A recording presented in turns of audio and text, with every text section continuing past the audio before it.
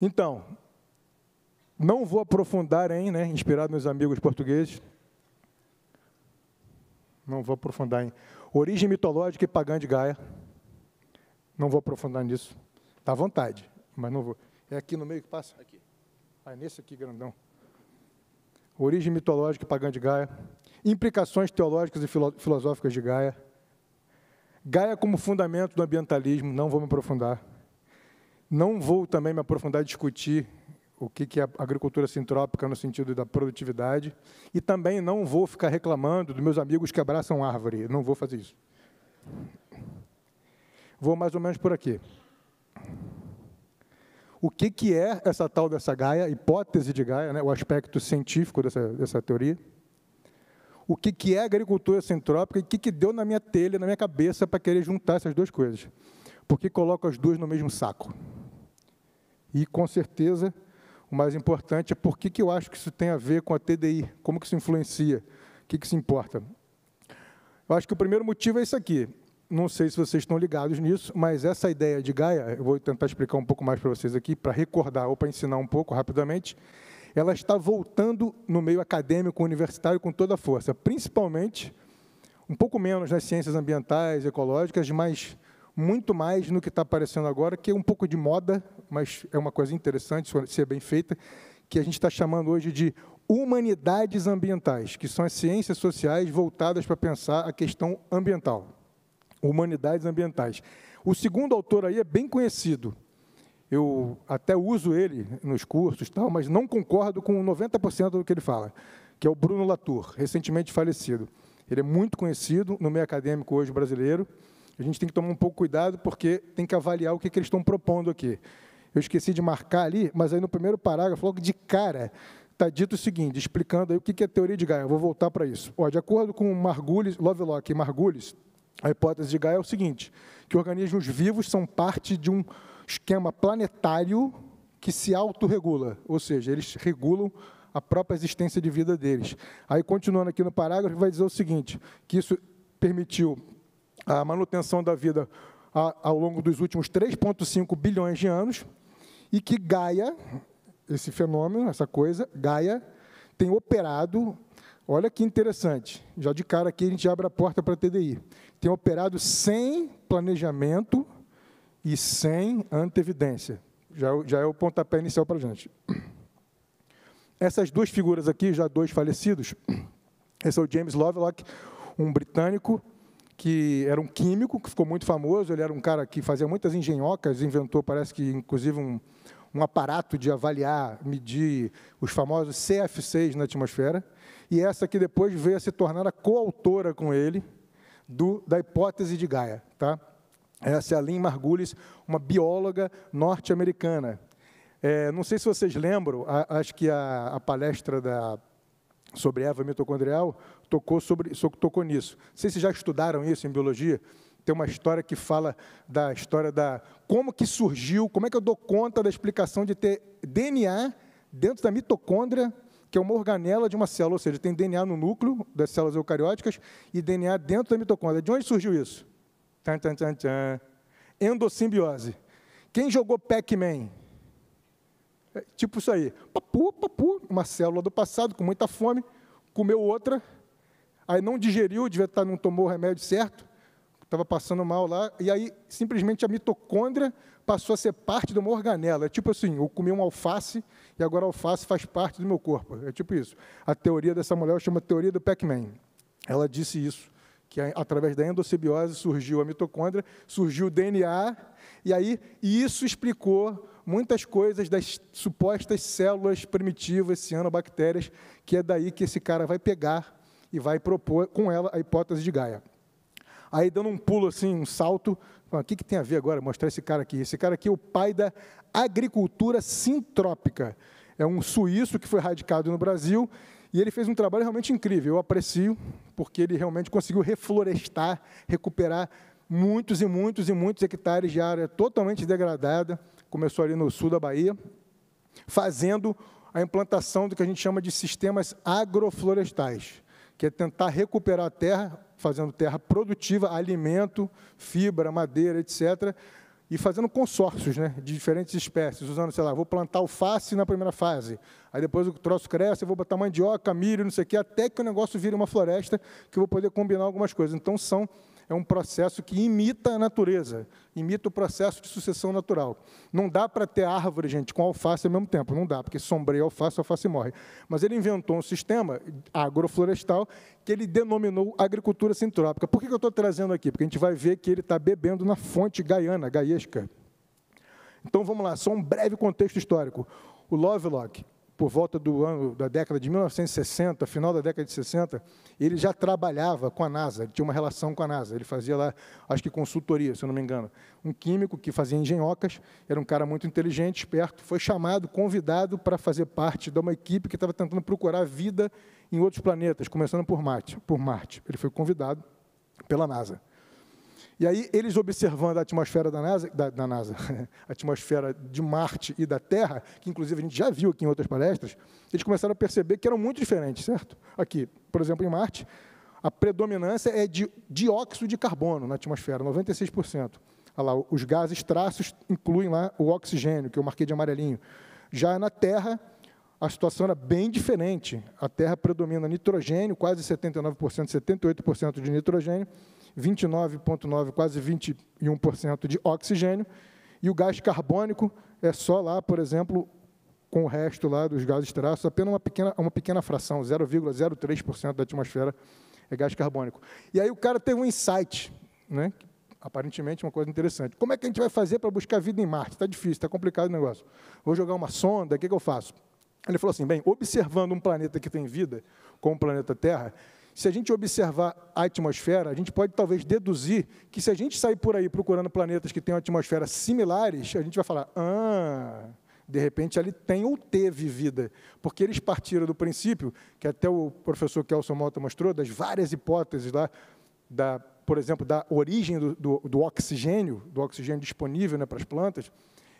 Uma das hipóteses, ele já partiu aqui dessa aqui, que ela com certeza foi criada a partir da vida, que a partir do momento que evoluiu, surgiram as primeiras cianobactérias, capazes de fazer quimiossíntese, depois fotossíntese, elas foram capazes de ir produzindo um oxigênio atmosférico para os níveis que temos hoje.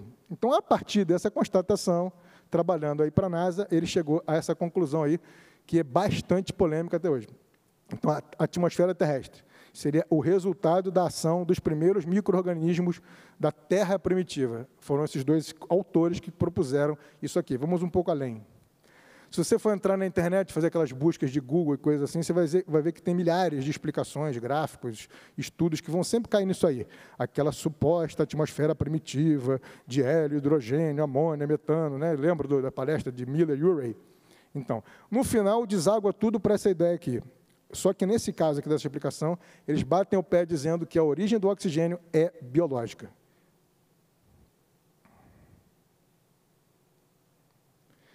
Aí eu peguei aqui um gráfico em espanhol para agradar os meus amigos aqui da língua espanhola, mas é porque é bonito esse gráfico, é bem feito. Apesar de estar cheio de bobagem, ele é muito bonito. Então, cuidado com as coisas bonitas que estão cheias de bobagem, que você pode ser facilmente enganado. Aí, no final ali, a última era da Terra vai dizer que apareceram as cianobactérias e elas foram as responsáveis por criar uma atmosfera capaz de sustentar a vida na Terra, dinossauro, nós, etc. Olha, me parece que esse é o primeiro artigo que eles lançaram, os dois juntos, com essa carinha de velhinho ali, de gastinho. Ele está bem ali, no finalzinho desse primeiro parágrafo, logo do resumo, eles vão falar o seguinte, logo após a vida surgir no planeta, ela quem? A própria vida começou a controlar o ambiente planetário e sua homeostase. Gente, essa tese aqui não é pouca coisa não, tá? Imagina, a vida apareceu e ela está agora capaz de controlar o ambiente que sustenta ela mesma. E ainda apelando para um conceito de homeostase, que a gente sabe hoje que a coisa, às vezes, não é bem assim. O que é homeostase? Homeostase, do ponto de vista humano, fisiológico, sim, por exemplo, da temperatura. A gente sabe que o corpo aqui está trabalhando para manter a 37,5 graus no frio, no calor. Nós somos seres capazes de fazer isso involuntariamente. Mas será que o planeta Terra faz isso?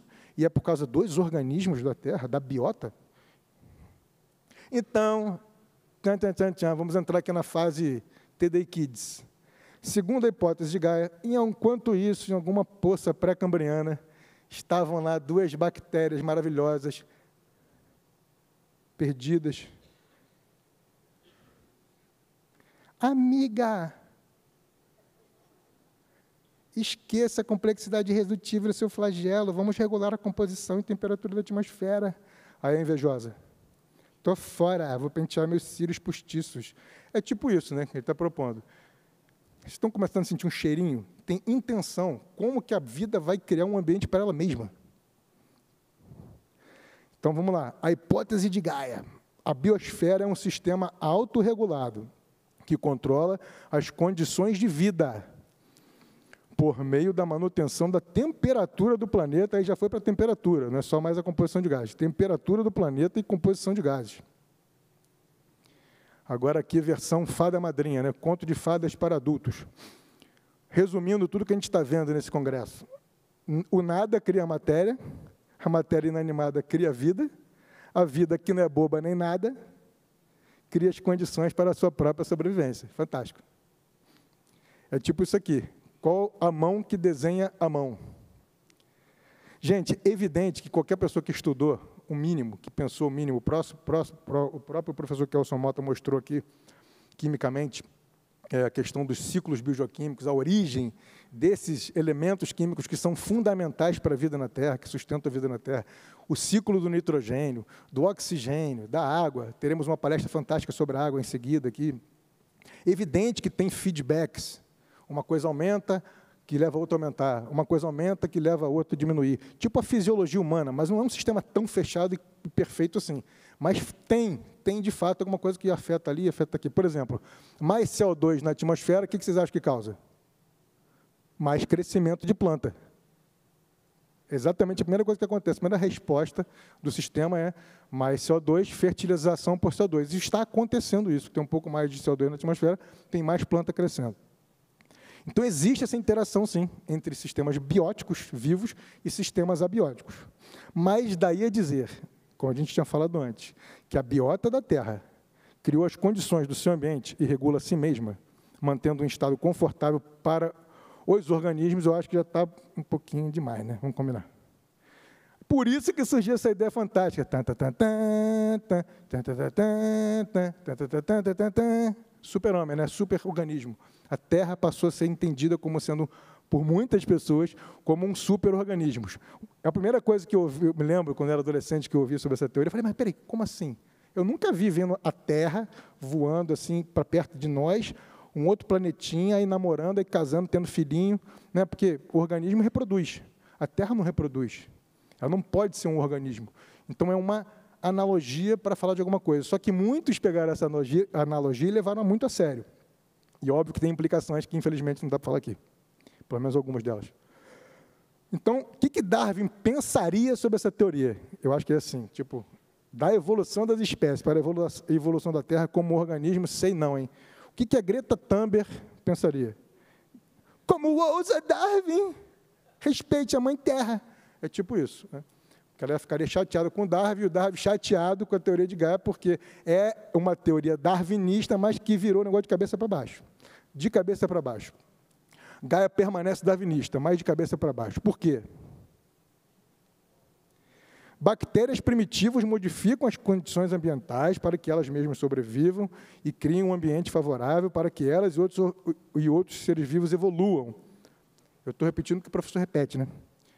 Mas vocês perceberam que isso inverteu a lógica darwinista? A lógica darwinista é como se fosse assim, fundo, e, né, o objeto e fundo.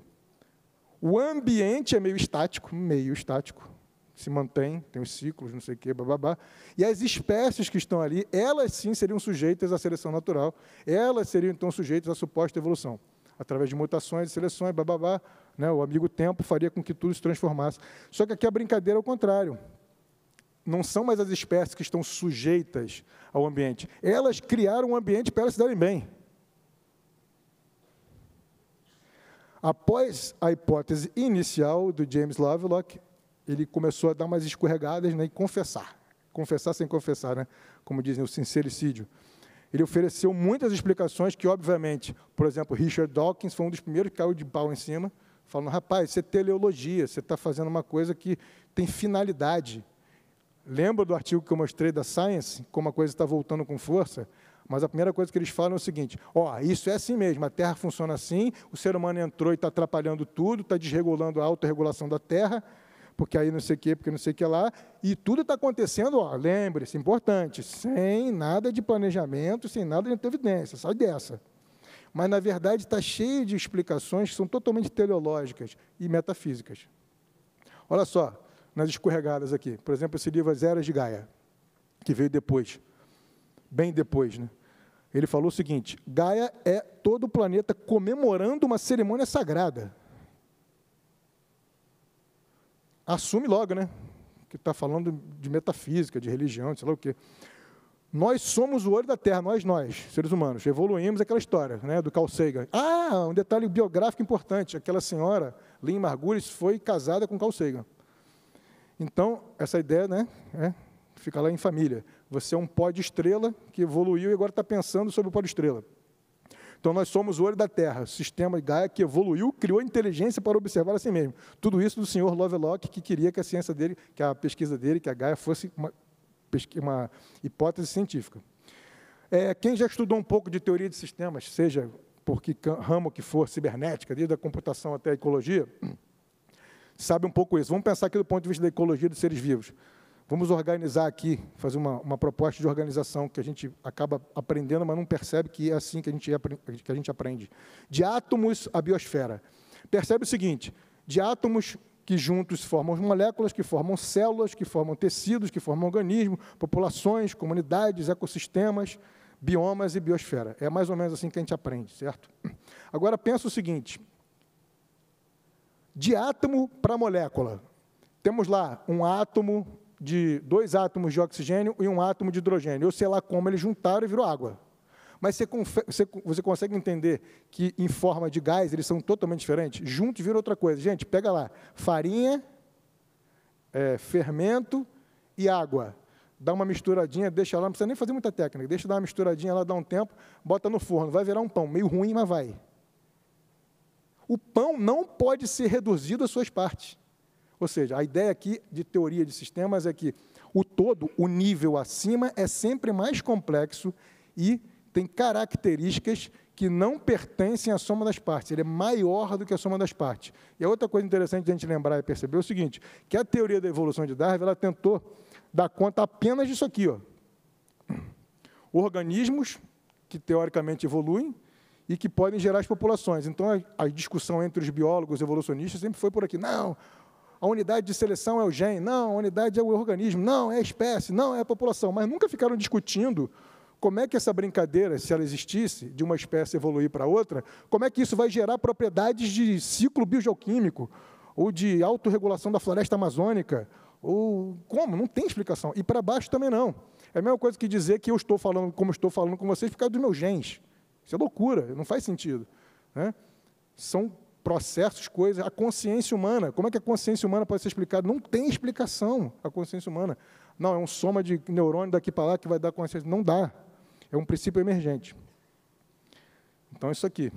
O todo é maior, sim, sempre do que as partes. E isso é um grande mistério. Aí eu pergunto, será que isso tem a ver com complexidade redutível? Totalmente a ver com complexidade redutível, porque o nível acima, mais complexo, não pode ser reduzido, nem explicado pelas partes de baixo. Aí o Lovelock começou a confessar isso, mas ele começou a apelar totalmente para essa ideia de princípios emergentes, ou seja, o pão é um princípio emergente da somatória da farinha, lá do fermento e da água, que vai virar um troço diferente. Ele começou a falar, não, tudo é princípio emergente. Tá, beleza, é princípio emergente, mas daí, explica. Qual o mecanismo que explica que apareça um princípio emergente? Seleção natural não funciona.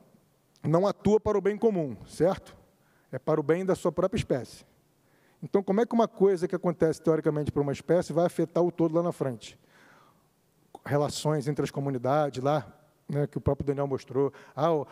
Como é que você vai explicar lá a dispersão de semente, o beija-flor vindo, etc., né, o pica-pau que está lá em casa querendo fazer um buraquinho lá na árvore? Como é que você explica esse tipo de coisa? Gente, é isso. Vocês lembram desses caras aqui? David Copperfield e o Mr. M. Mr. M. Dois magos, né? Dois mágicos. Princípios emergentes, a gente não explica, mas não quer dizer que é mágica. Tem alguma coisa aí. Olha que interessante, tem artigos recentíssimos, esqueci de botar a data, acho que é de 2022 isso aí. O povo está batendo cabeça, tentando entender esse negócio aí. Não foi abandonada essa coisa, esse mistério. E aí fizeram uma brincadeira em inglês, né, que em vez de ser survival of the fittest, fizeram survival of the systems. Como explicar se todo esse negócio, essa geringonça dessa neodarwinismo só tenta dar conta de populações, espécies, como é que eu vou explicar que eu estou percebendo que tem processos em nível da biosfera, ecossistêmicos, e que não podem ser explicados pelas partes de baixo? O que eu faço? Chora, neném? Se os sistemas sociais e ecossistemas possuem propriedades irredutíveis, palavras deles nesse artigo. Como essas propriedades evoluem? Está percebendo? Propriedades irredutíveis. Vocês acham que eles nunca ouviram falar de Michael Behe? Está todo mundo fingindo de morto, né? Óbvio que eles já ouviram falar. Por que eles não assumem? Princípios emergentes de complexidade irredutível. A maior parte dos princípios emergentes são de complexidade irredutível. E não podem ser explicados pela fórmula mágica. Mutação, mais seleção natural e mais tempo. O que o Michael Behe perguntaria, eu acho? Por que não assumem que essas propriedades... Cadê o Michael Behe, o bonequinho, para a gente perguntar? Por que não assumem que as propriedades emergentes, que surgem a cada nível de interação em sistemas geoecológicos, são irredutivelmente complexas? Tem até um truque linguístico que está sendo muito comum hoje em dia, né? O cara troca uma palavrinha por outra, muda o significado de uma palavra antiga para criar uma outra ideia. A gente está vendo isso o tempo inteiro. Oi? Despiora, isso aí. Exatamente. Cada vez mais a gente está vendo isso. Eles estão ali batendo cabeça, estão mostrando claramente que não tem explicação pelos caminhos que já têm sido propostos como ciência, ciência, ciência.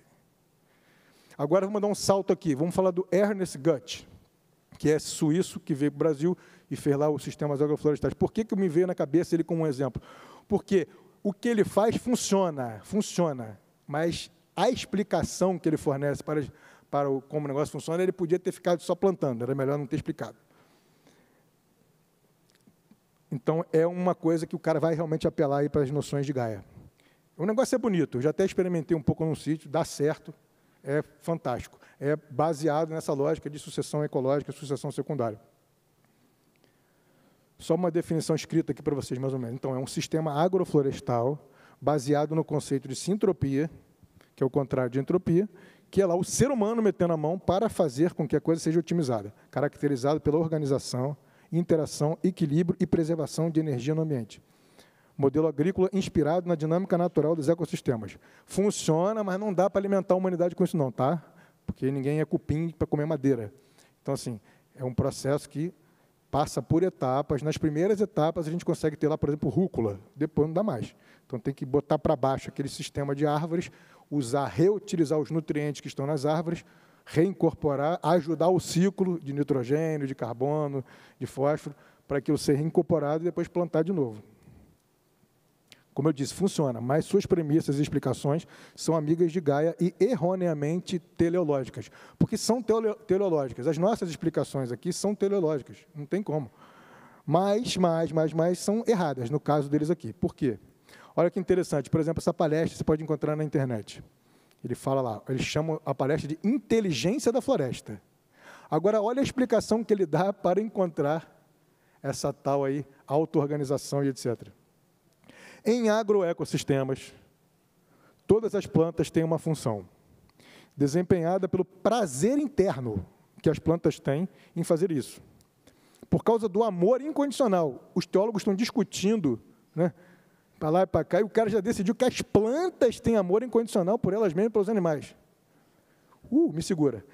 Entre as plantas e os outros seres, não há competição. Aí Darwin saiu do caixão agora, levantou. Então é o seguinte, sem pronunciar a palavra Gaia, ele diz o seguinte, nós humanos, ele fala isso nessa mesma apresentação, nós humanos e não humanos, aliás, fiquem sabendo que nós somos animais não humanos, que os animais são animais não humanos, essa é a linguagem que estão usando hoje em dia, animais não humanos. Nós somos animais humanos. Então, nós somos parte de um sistema inteligente. Que bom que ele percebeu isso, né? Que ele detectou. Apenas parte de um grande macro-organismo. eu escreveria essa breve cartinha com a autorização aí do resto da diretoria. Prezados senhores Lovelock e Gutt, suas ideias e aplicações são boas, mas montanhas, rios, seres humanos e seres não humanos não possuem agência. Não possuem agência. Atenciosamente, diretoria da TD Brasil. A agência, nesse sentido aqui, é exatamente a capacidade que os calvinistas discutem com os arminianos, o que é livre-arbítrio, o que não é, mas todo mundo sabe que somente os seres humanos são capazes de fazer o que a gente faz, de se projetar para o futuro, de sonhar, de ter os desejos, e fazer escolhas, decidir as coisas. Animais e plantas agem por instinto, não são livres para fazer escolhas. Se a floresta é inteligente, suas faculdades mentais não são frutos dela mesma, pois os seres que a compõem são isentos de razão, consciência, vontade própria, capacidade de escolha, linguagem simbólica. Se eles fossem capazes, a gente ia ver esse tipo de coisa aqui, né? Um canguru lá na Austrália. Oh, meu Deus, oh vida, o que farei? Picanha ou cenoura? Ele já está dentro dele, ele não faz a menor ideia que ele gosta de cenoura. Ele nasce querendo cenoura, gente. Então, essas coisas são explicadas por ajuste fino, antevidência, complexidade irredutível. Esse sujeito aqui, que é Senior Fellow do Discovery Institute, tem um livro sensacional, recente, não está em português ainda, de 2022, eu li boa parte dele no Kindle, é o Michael Denton, que é um biólogo que tem uma série de livros sobre isso, ele fala do Miracle of Man, Milagre do Homem, o ajuste fino na natureza para a existência humana. Tem muito a ver com a palestra do Michelson Borges, muito a ver. Então, desde Darwin, ele vai falar isso, os biólogos têm o hábito de considerar apenas as adaptações dos organismos vivos ao ambiente. No entanto, a adaptação deve existir, tanto no ambiente como no organismo. É mais ou menos o seguinte, o Heleno chega aqui e fala, o Heleno, ele se adaptou ao violão, o nosso músico predileto se adaptou ao violão. Ok, mas tinha que ter o violão antes, né? Antes do Heleno se adaptar ao violão. Então, o Michael Denton também continua contribuindo para também virar um negócio de cabeça para baixo. Só que, diferente do que Gaia fez, ele faz uma outra contribuição. Ele pega toda essa ideia, vai lá nos medievais e fala, cara, os caras estavam certos. Olha quanta evidência que tem para dizer que, além de tudo, a coisa estava pronta para a vida, não só dos seres vivos, não humanos, mas para os seres humanos. Aí ele faz essas perguntas super interessantes, né? Várias, dezenas e dezenas, e ele apresenta muitas evidências. Como poderia haver vida terrestre sem a prévia adequação ambiental? E todo o ajuste fino do ciclo hidrológico. Vai ser uma das palestras aí na frente. Como poderia existir organismo terrestre de sangue quente sem as propriedades térmicas da água? Como poderia haver uma visão de alta acuidade em nós, e mesmo a fotossíntese, se os comprimentos de onda da luz não fossem e estivessem exatamente como estão? Como haveria a possibilidade de manejar fogo sem a exata composição da atmosfera? E por aí vai. Aí ele chama isso de fitness prévio, com toda a razão, da química e da física, de átomos e moléculas, as conexões finamente ajustadas entre a fisiologia humana, o ciclo da água, composição atmosférica, rocha, minerais, tudo foi feito de forma ajustada, para esperar a vida. As milhares de evidências não deixam dúvidas de que o planeta foi projetado para comportar a vida humana. Conclusão, afirmar que ajuste no sistema biota-atmosfera ou na sucessão vegetal em agroecossistemas se dá por conta da ação autorreguladora dos próprios organismos envolvidos é assumir uma posição teleológica e essa posição só tem duas saídas. A biota e os componentes abióticos possuem agência, eles escolhem. O carbono decidiu que vai lá para o Japão agora, em vez de ir para o Brasil. O passarinho decidiu que, não, estou revoltado, não quero mais fazer ninho, eu vou agora expulsar o tatu e construir um apartamento. Não existe isso, gente. Ou um agente externo programou organismos e propriedades físicas e químicas da matéria. Existe agência, sim, senhor, mas ela tem origem externa aos organismos, à energia e à matéria. Eliminated. Aí a pergunta que eu faço final, para a gente terminar aqui, né? Estou dentro do tempo, hein? Agora eu brinquei, hein? Agora, pô. Venceu. Quem venceu mais uma vez? Quem venceu mais uma vez? Para quem vai o troféu? Que rufem os tambores. Darwin, Gaia ou TDI? Uma salva de palmas para a TDI. É isso aí, gente. Muito obrigado. Deus abençoe a todos.